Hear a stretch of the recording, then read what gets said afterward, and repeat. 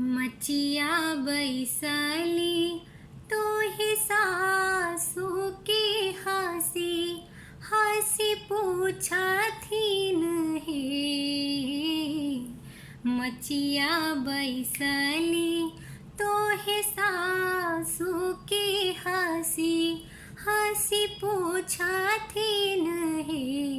पुतहो हे कवोने व्रत करल होरिला बड़ा सुंदर हे।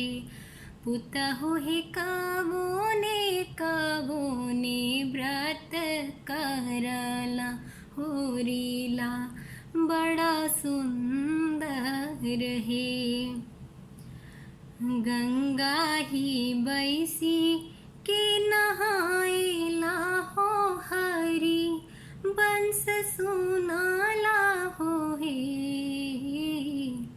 गंगा ही बैसी के नहायला हो हरि बंस सुनाला हो हे। सासु हे कायना हो भरत एकादश होरिला बड़ा सुंदर हे। सासु हे कायना हो भरत एकादश होरिला बड़ा सुंदर हे।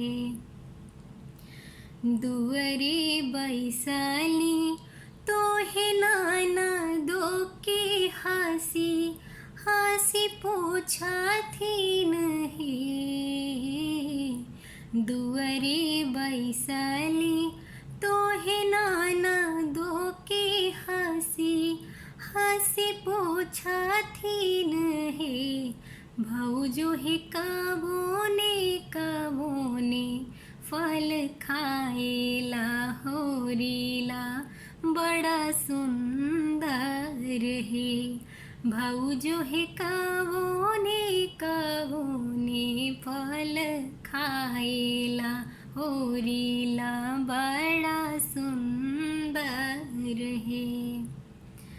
दाख ही खाए ला छुहारा हो औरु नारंगी फल हे।